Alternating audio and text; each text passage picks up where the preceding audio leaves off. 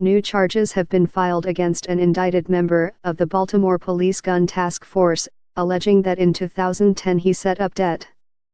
Sean Suiter by planting drugs on a suspect after a high-speed chase and crash.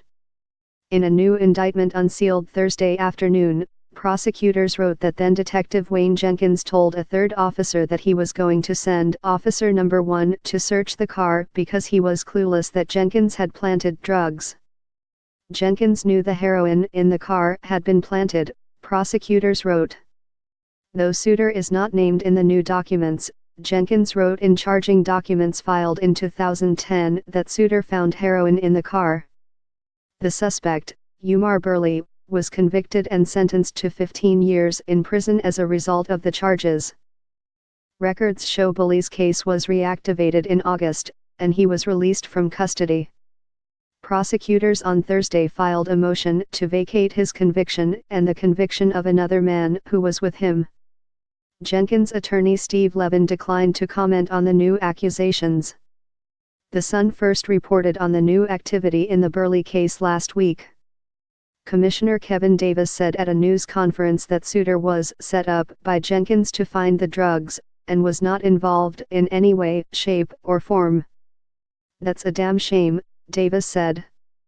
Suiter, a decorated 18-year veteran, was killed in an alley on November 15, and Police Commissioner Kevin Davis said federal authorities disclosed to him that Suiter was killed one day before he was scheduled to testify before a federal grand jury investigating the gun task force. Davis said he was told Suiter was not a target of the grand jury, and there was no evidence to suggest Suiter was set up or that his killing was related to his scheduled testimony. But questions around two cases continue to swirl.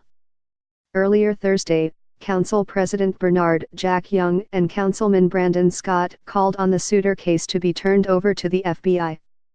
An independently conducted investigation would be the quickest way to provide the public and those who love Det. Suiter with the answers they rightly deserve, Young and Scott wrote in a letter to Davis. They also said it would allow members of the Baltimore Homicide Unit, which is investigating the case, the chance to properly mourn their fallen comrade. Suiter's death remains unsolved, despite a $215,000 reward.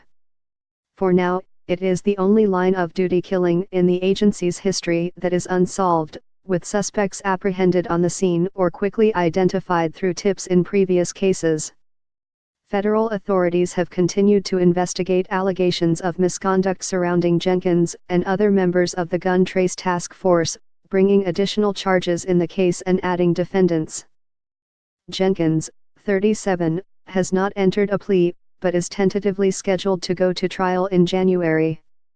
Jenkins was the supervisor in charge of the Gun Trace Task Force when federal authorities leveled a wide-ranging indictment that alleged the squad had been robbing citizens, falsifying court papers, and earning fraudulent overtime. 4 officers in the case have pleaded guilty.